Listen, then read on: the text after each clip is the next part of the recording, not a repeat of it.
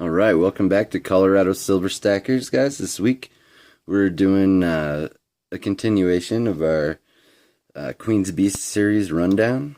And this is the Red Dragon of Wales. It was the third to be released in the Queen's Beast series.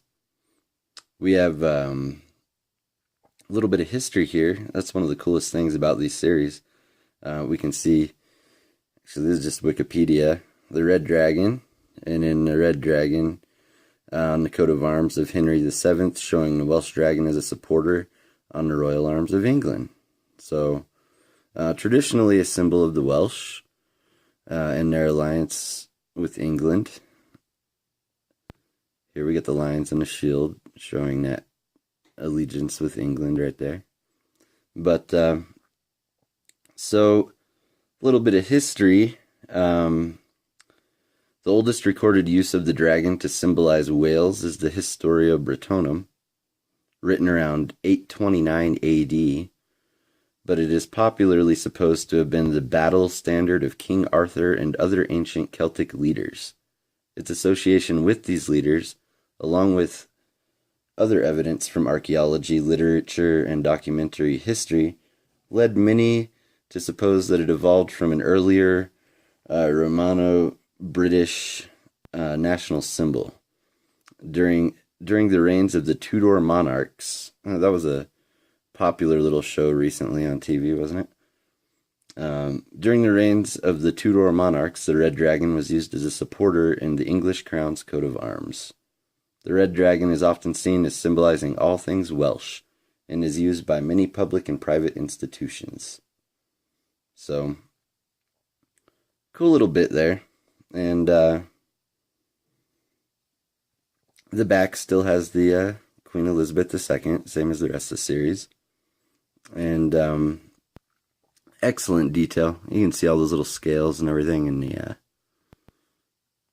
the nice textured background. And Jody Clark did another bang-up job on these. I think that's a really good rendition of a dragon. I'm glad that they kind of deviated from the traditional one where he's on all fours. It just looks cooler this way. So, here's a little tidbit of history, one of the stories associated with it. This tale is taken up in the Historia Britonum. The dragons remained at Dinas Imris for centuries until King Vortigern tries to build a castle there. Every night the castle walls and foundations are demolished by unseen forces. He consults his advisors, who tell him to find a boy with no natural father and sacrifice him. Vortigern finds such a boy, who is later in some tellings to become Merlin, who is supposed to be the wisest wizard ever to live. On hearing that he is to be put to death to end the demolition of the walls, the boy is dismissive of the advice and tells the king about the two dragons. Vortigern excavates the hill, freeing the dragons. They continue their fight, and the red dragon finally defeats the white dragon. The boy tells Vortigern that the white dragon symbolizes the Saxons, and that the red dragon symbolizes the people of Vortigern. If the Vortigern is accepted to have lived in the 5th century, then these people are the British whom the Saxons failed to subdue and who became the Welsh. So, interesting, looking back at all the history again. I just think that stuff is fun. So anyway, there you have it. You got the Red Dragon of Wales, and in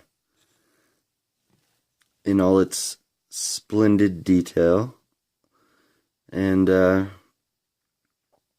another good, excellent job from Jody Clark. So, the premium on these has kept going up.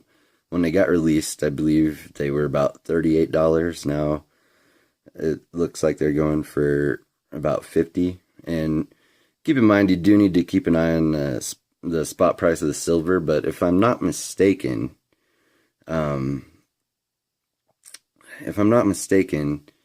price of silver has actually gone down just a tad since these were released, and they're still demanding a significantly higher premium than when they were first released. So just for pure collector value, they seem to be doing really well. And that can obviously change with the price of silver, depending on how drastic it is, but it usually doesn't tend to fluctuate too drastically just day to day. But anything could happen. So I'm real happy to collect this series, and I think that it's gained a ton of popularity with lots of people. So if you do want to get into a series that's got a lot of diversity to it, this is a nice one. It's got all the different designs and everything, and still half of the series is still yet to be released, maybe a little bit less than half, but the whole thing isn't even released yet, so you still got time to get into this series.